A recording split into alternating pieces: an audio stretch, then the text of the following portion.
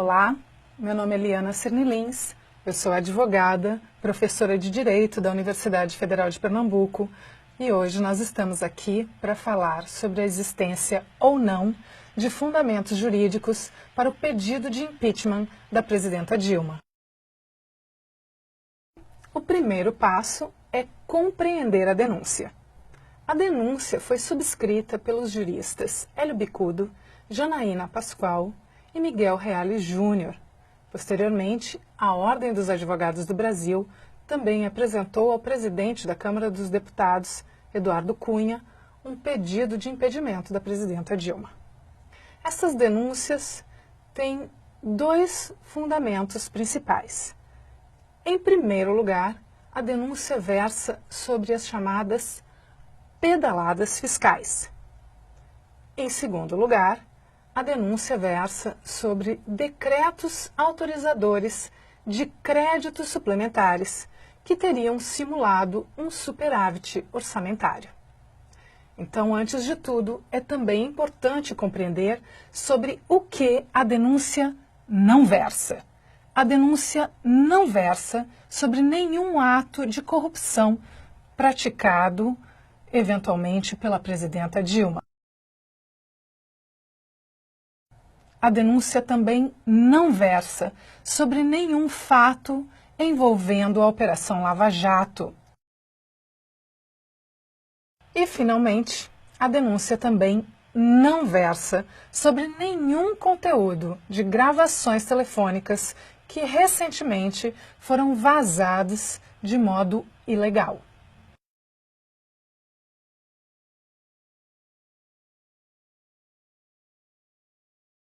O segundo passo é entender o fundamento jurídico para o processo de impeachment no nosso ordenamento. O impeachment está previsto no artigo 85 da Constituição Federal e na Lei 1079 de 1950, chamada de Lei do Impeachment, que foi recepcionada pela Constituição de 88.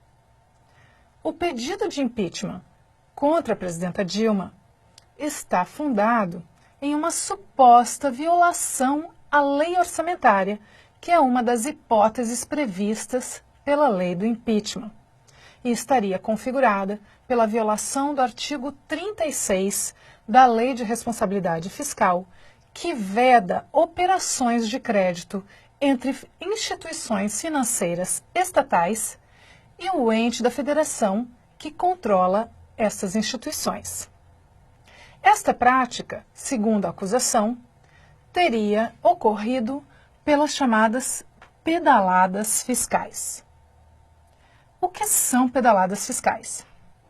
Pedaladas fiscais são o atraso no repasse do pagamento às instituições financeiras que pagam os programas sociais do Minha Casa Minha Vida, do Bolsa Família e que fazem estes pagamentos pontualmente, porém, recebem este repasse do governo com atraso.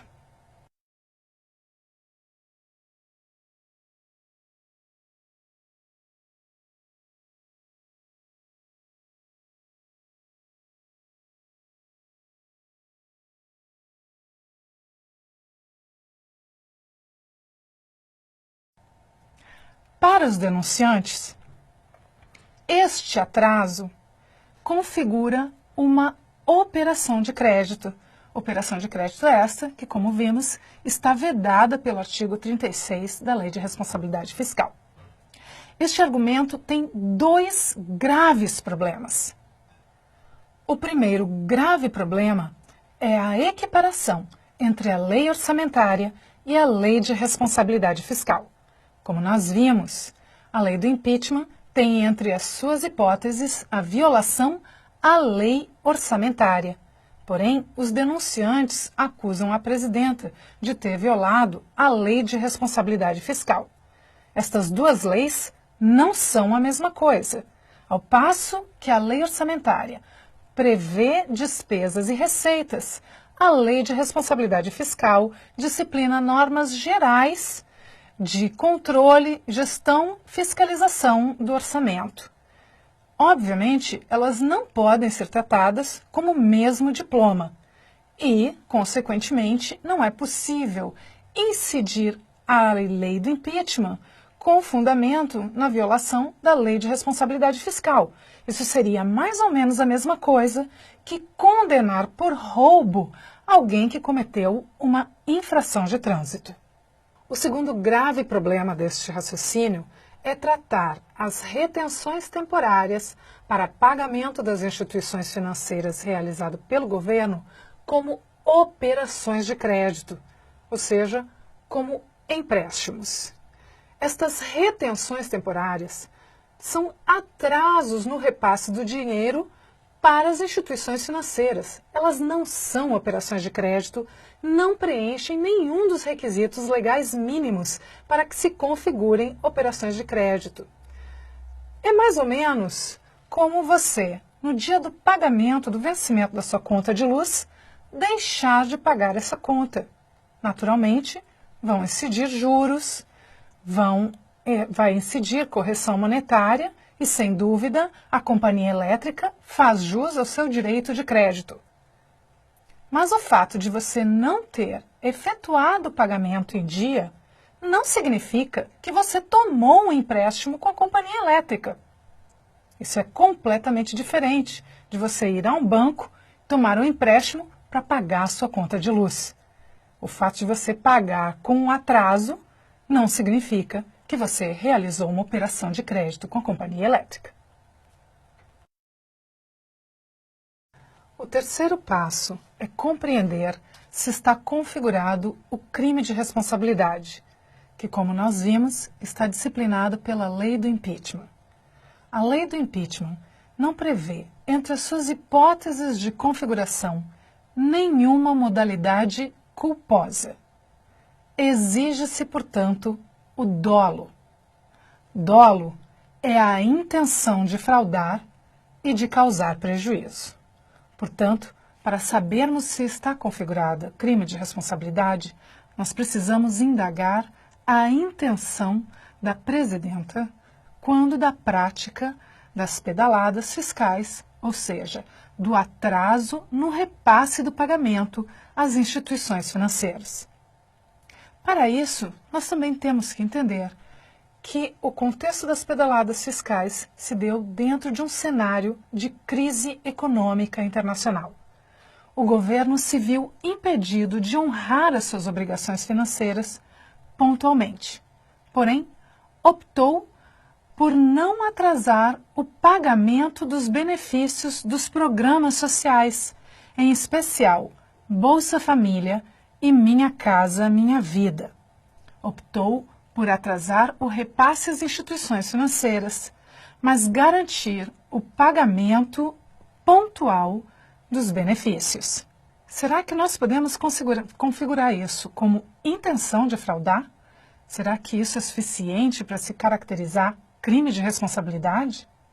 Ou será que seria justamente o oposto?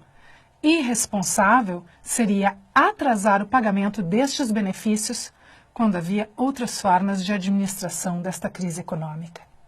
Aliás, a própria OAB, que é uma das denunciantes, reconhece que não houve crime de responsabilidade. Diz em sua peça de denúncia, textualmente: aqui não se está a perscrutar qualquer conduta criminal da Presidente da República. A propósito, o presidente da entidade, Dr. Cláudio Lamáquia, em entrevista à BBC Brasil, afirmou que a denúncia não era por crime de responsabilidade, mas sim pelo conjunto da obra. Conjunto da obra? Nós estamos falando do impeachment ou de uma premiação do Oscar? O quarto passo é compreender se houve violação da lei orçamentária pela abertura de créditos suplementares por meio de decreto.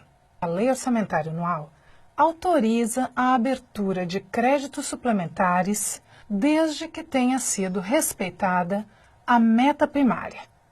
De acordo com a acusação, a presidenta teria cometido crime de responsabilidade ao, por via de decreto, autorizar créditos suplementares sem que a meta primária tivesse sido respeitada.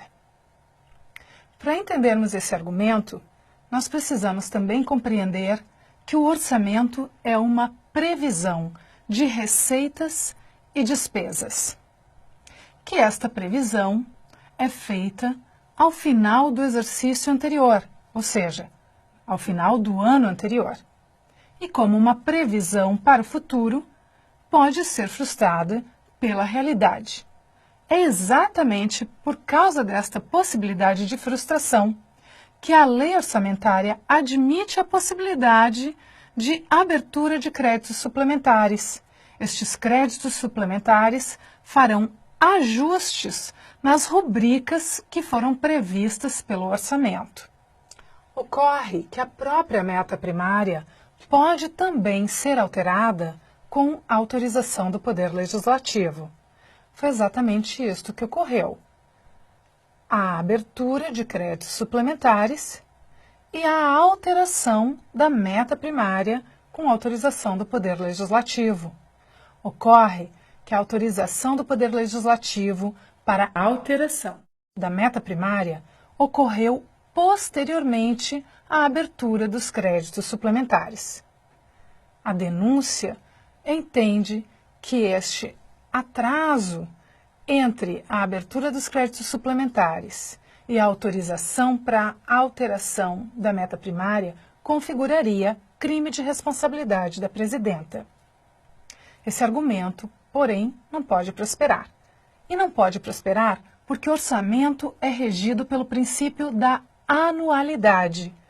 Isso significa dizer que só ao final do exercício, ou seja, de cada ano, é que se pode verificar se as metas orçamentárias foram ou não cumpridas. Não é possível fazer essa verificação na intercorrência do exercício.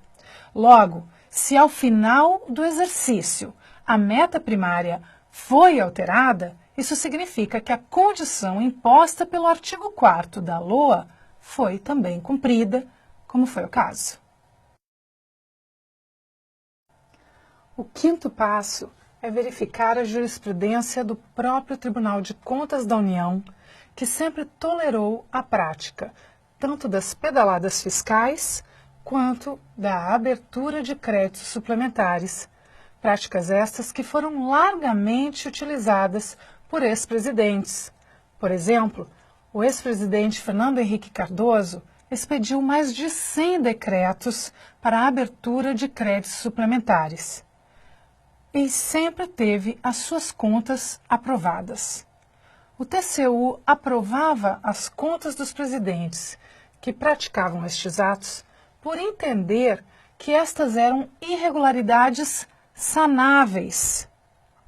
Quando os vícios são sanáveis, como é o caso, não se deve inquinar de nulidade o ato, devendo-se dar oportunidade para sua convalidação. Foi assim que sempre ocorreu.